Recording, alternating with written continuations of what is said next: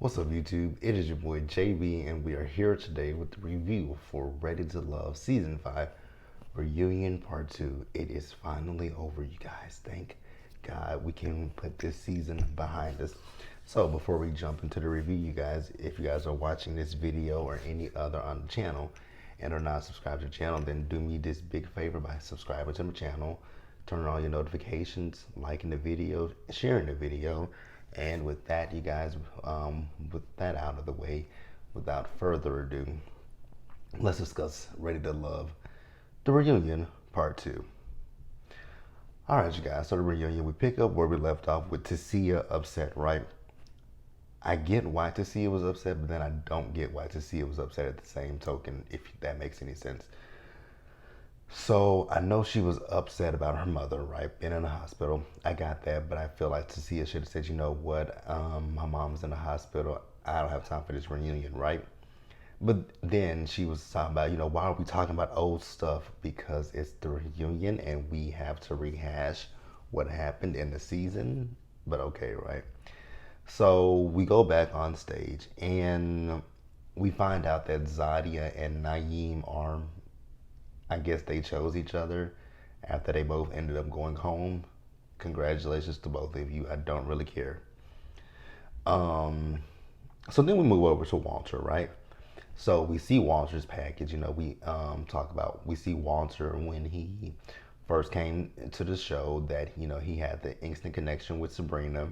Then we saw his connection with Mumin. And then we saw when his connection with Mumin fizzled out when they were on that retreat and he was at that piano playing the piano and Mumin came over, right? So then we see the ending episode where Sabrina chose herself and not Walter. So Walter says that, that whole situation when she picked herself at the end, it caught him off guard, right? He said that, we knew that there was a connection between us, but we never knew if it would be something of a romantic relationship or if it would be friends. And Walter felt as if, he felt that Sabrina should have reached out to him and had a conversation with him to let him know that she wasn't going to choose him. And Sabrina was like, why would I reach out to you when you never reached out to me, right? Like, you never called me. So then Tanika. So she goes over to Mumin, right? And she asks Mumin, so Mumin, throughout this process, you were also someone that Walter had a connection with. So she said, did you always feel that, you were his number one in this whole process? Since Sabrina says that, Walter never communicated with her. She says, no, I didn't feel that way. She said, because throughout this entire process, Walter always made it apparently clear that Sabrina was his number one. And to that I say, if Walter was telling you guys that Sabrina was his number one, then why did Sabrina say that he never communicated with her? That's not how. If someone is your top person, you're gonna make if this is a person that you're interested in getting to know, either the friendship or a relationship, you're gonna do everything you can to communicate with them effectively. But hey, it is what it is. So then Sabrina says, I'm too old for Walter. Walter said, I never said that, right? She says, because Walter likes to date younger women. So Walter says the reason that he dates younger women is because he does want to have kids, right? And the possibility of having a child with a younger woman is greater, right? But then he said, we all knew Sabrina said that she didn't want to have any more kids, right? But then Walter said at one point, she said, you know what? I can see myself having your baby. And she said, that's true. So Walter and Sabrina, we move forward from them, you guys, and we're gonna move forward with the review. So next we move over to Courtney, right? And you guys remember throughout this whole season when we had Courtney was a go-getter. She was very sexual. She was very touchy-feely, right? And more so with Cornelius, right? Now we do know at one point she had that connection she was trying to have a connection with Courtney, right? So Tanika asked her after they played her package, like, you said that you wanted to stick around because you didn't feel like your journey was over. She says, no, I didn't. She says because she felt as if she was still learning herself, right? So I'm like, okay, that makes sense, right? And there's one thing that I definitely agree with Courtney on, like, the whole situation with Cornelius, right? You guys know that Cornelius wants to wait until marriage to have sex, right? And I was actually with Courtney. I'm not about to wait, 2 years. You want me to, so if we get in a relationship for 2, 3, 4 years before engagement, and then we get engaged, get married, and turns out the sex is horrible. I mean, that's not the end all be all, but I mean, it'd be like, this ain't what I expected. So I get it. Take that baby for a test drive. You know what I'm saying? So I understood her, right? The question, now I have a question, because this is what is irritating me with Ready to Love right now. In this reunion, they showed us, last week's episode, they showed us the unseen footage of Camille. This week's episode, we see unseen footage of Corey. I'm like, what the fuck? So we move over to Corey's story, right? With Corey, I don't know if that was an act or what, right? So Corey, they showed, like I said, the unseen footage that we saw of Corey was Corey talking to the producers, and he started crying, right? And Corey is like, I don't know why I do this. Like, he says he's seeking approval, and he doesn't know why he goes above and beyond. It's like a drug. It feels so good. And I was with the rest of the women and people on stage, like, especially when she's like, is that an act? And Camille and Cornelius, that's not an act. He's really crying. We're not gonna do that. No one is questioning him crying. We're questioning if it's legit.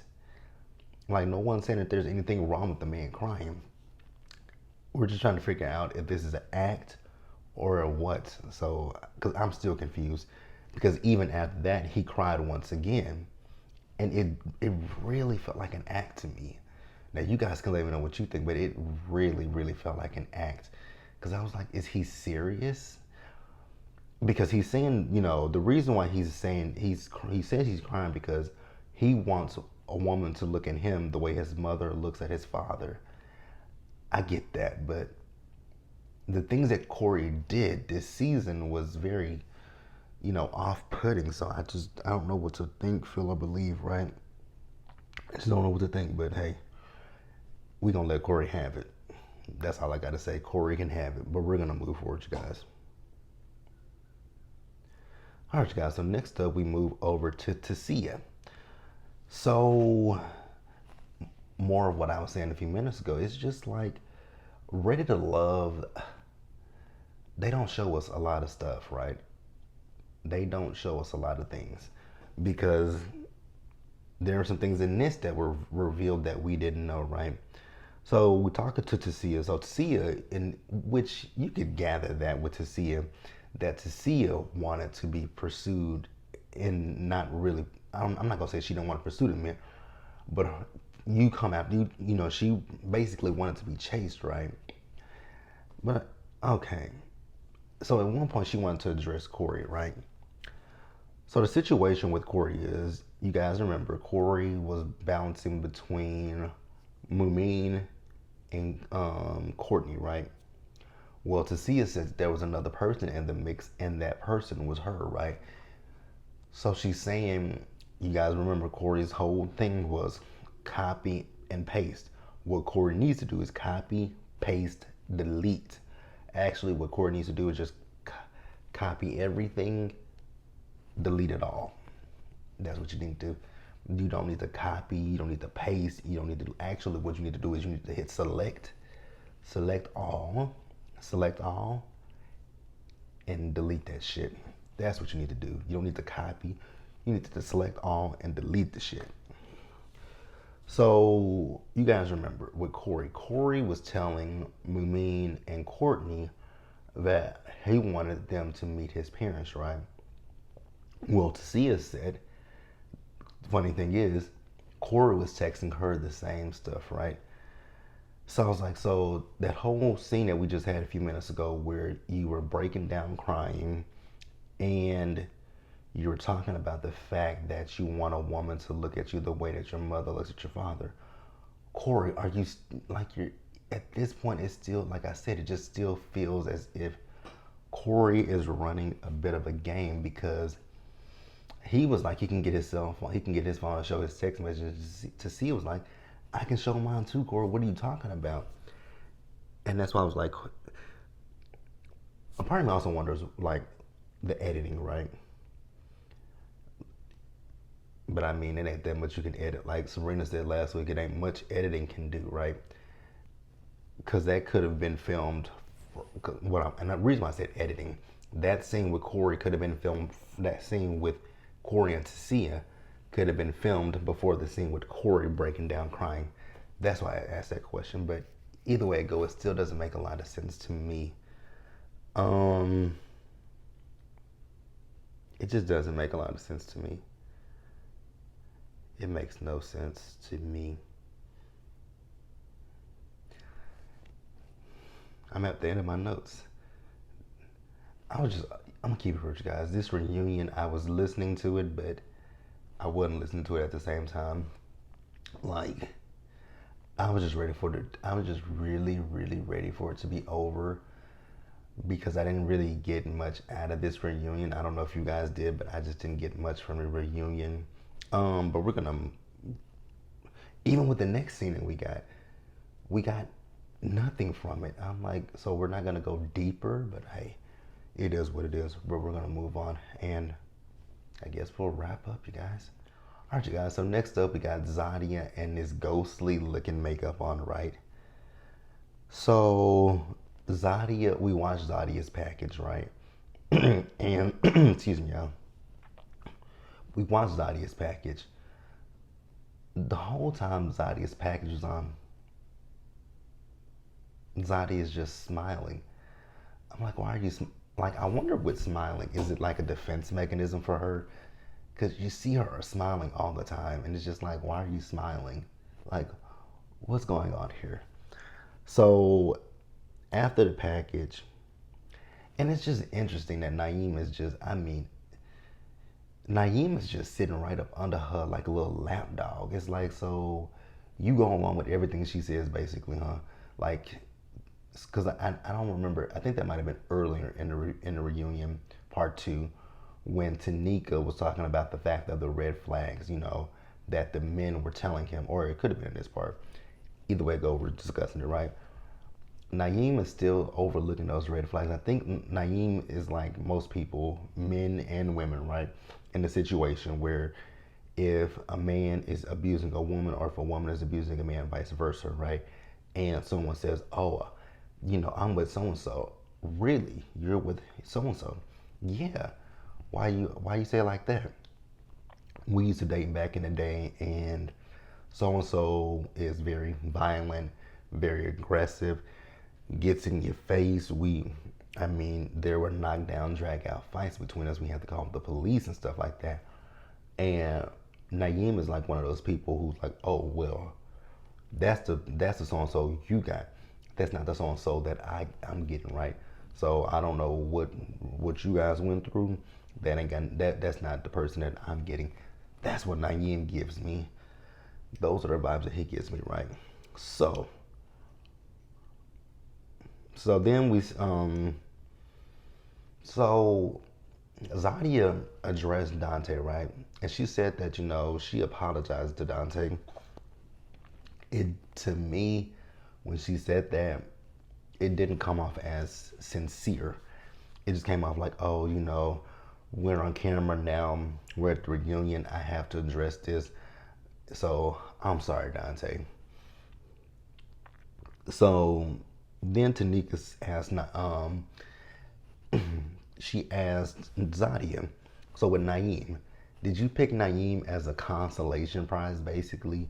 You know, since by the time that situation happened with, because if you guys remember, because she made mention to this, that when they were on that date, Zadia came back and she told him, Dante, that she was about to choose his ass, right?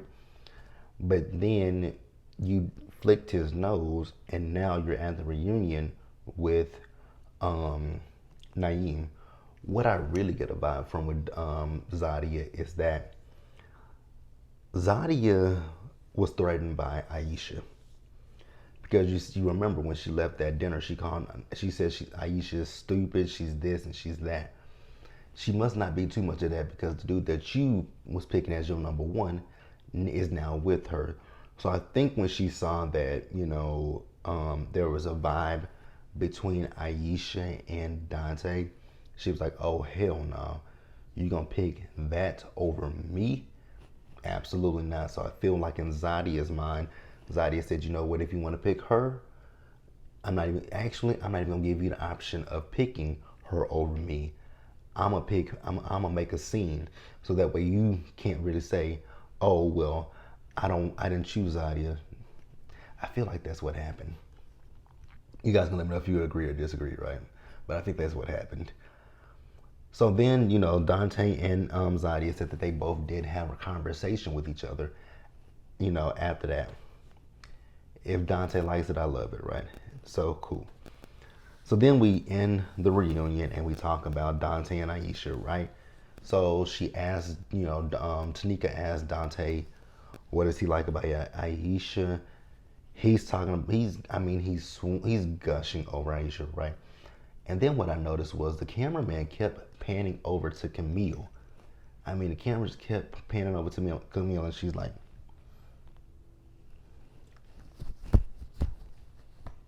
fixing her. I'm like, now that could be editing. That literally could be editing because they could have been sitting there for a minute and Camille was just probably tired. But I'm like, it's very interesting that they keep panning over to her, that wig sitting to the back. It's just like they keep panning to her. For what? So then Tanika asked them, where are they in a relationship? So they are a couple, they are boyfriend and girlfriend. They have their high moments and they have their low moments, but they're still working through it, right? She asked them about marriage. At this point, they're not at that point, but if things get there, it does, right? But they're taking it one day at a time. And that's it, you guys.